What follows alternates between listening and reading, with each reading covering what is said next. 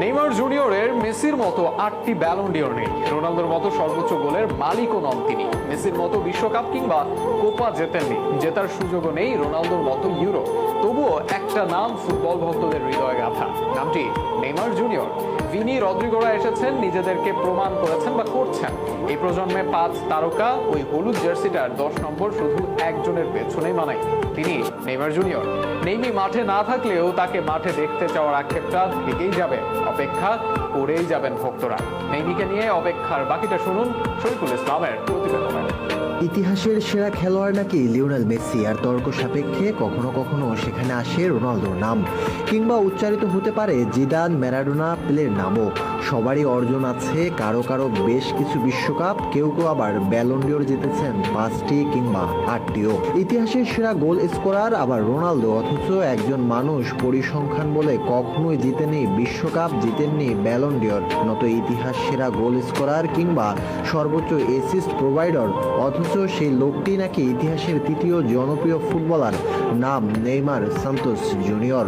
অসংখ্য ফলোয়ার, ভক্ত সমর্থক আছে নেইমির। বারবার ইনজুরিতে পড়েও আবার ফিরে এসে সেই ভক্তদের মন আর চর্মচক্ষুকে শান্তি দেন নেইমি।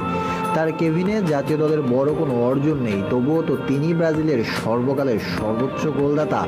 নেইমার নিয়মিত খেলতে পারেন না, তবুও তো মূল্যের দিক থেকে তিনি আকাশ ছোঁয়া। আসলে নেইমার ভক্তের কাছে নেইমির নামটা একটা আবেগ, যে আবেগ পরিসংখ্যান, স্টেট কিংবা ট্রফিতে বদলায় না। ওটার জন্মই ওই নেইমির জন্যই। তারকা মহাতারকাদের মিলন মেলা ছিল এক সময়ের ব্রাজিল দলে। কাফু, রবার্তো কার্লোস, রোনালদো, রোনালদিনহোরা ব্রাজিলের জার্সিতে একসাথে মাঠ মাতিয়েছেন। সে ব্রাজিল এখন এমন হতশ্রী পর্যায়ে এসে পড়েছে, এক নেইমারের অভাবে যেন কোনোভাবে কাটিয়ে উঠতে পারে না তারা। দলের বিপর্যয়ে দায়িত্ব নিতে পারেন না আর কোনো খেলোয়াড়।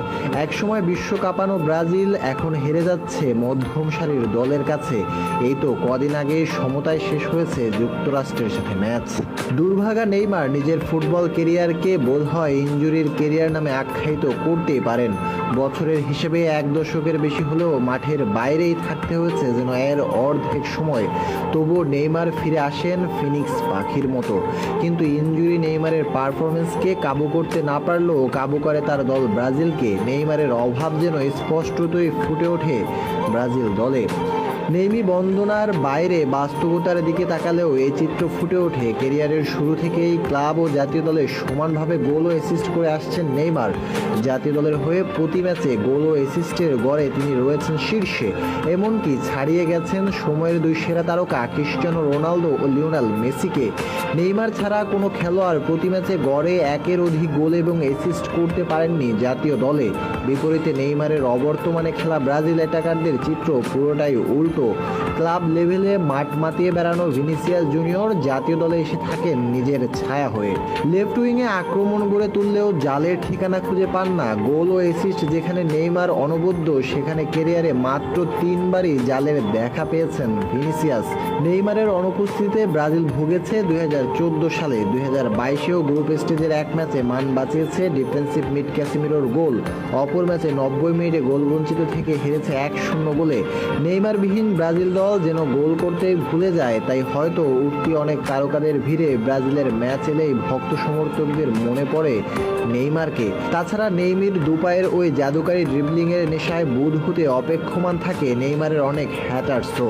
আসলে যে আবেগটা নেইমির জন্য, তা একান্তই নেইমির জন্য। 5টা 8টা ব্যালন ডিওর কিংবা বিশ্বকাপ জয় পরিসংখ্যানে এগিয়ে থাকতে পারেন অনেকে, তবে যে গল্পটা নেইমির ড্রিবলিং নিয়ে লেখা, সেই ফুটবল গল্পে নেইমি সেরা।